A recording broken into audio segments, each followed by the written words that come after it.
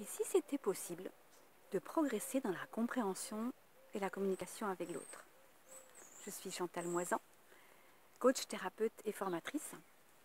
Mais avant d'entrer dans le vif du sujet de ce que je veux vous partager aujourd'hui, allez cliquer là-haut si ce n'est pas encore fait et allez récupérer votre boîte à outils pour plus de sérénité. C'est cadeau, c'est pour vous. Donc le sujet d'aujourd'hui, c'est est-ce que c'est possible de mieux se comprendre? Il y a très longtemps, j'ai donné des cours à des jeunes qui étaient dans une formation pour apprendre à être des vendeurs.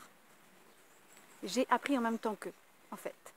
Et je me suis intéressée à l'époque, il y a très longtemps déjà, aux écrits de ce monsieur qui est aujourd'hui très connu dans la sphère du développement personnel, qui est Anthony Robbins. Et j'avais donc lu son ouvrage. Et alors, parmi les différents exercices de PNL qu'il proposait, il y en avait un que j'avais trouvé absolument fantastique et que je proposais systématiquement à mes élèves à ce moment-là.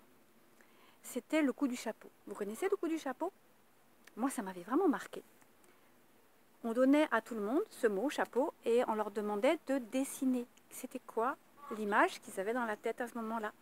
C'était quoi leur chapeau? Et on se retrouvait à la fin avec 20 dessins. Pas un chapeau identique.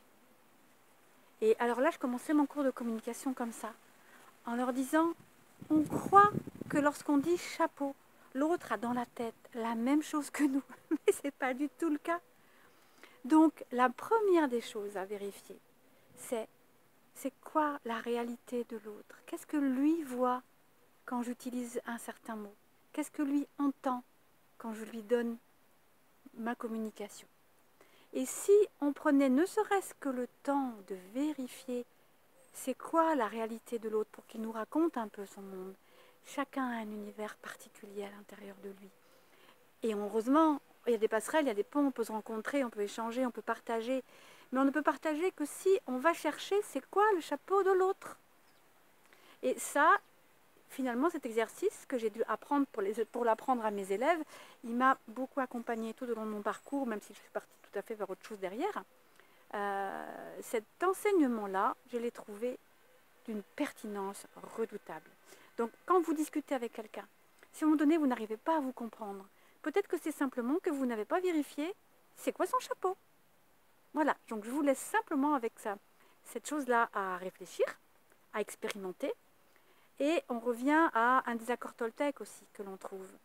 Ne présumons pas. Allons vérifier. Ok? Merci d'être venu, merci d'être resté.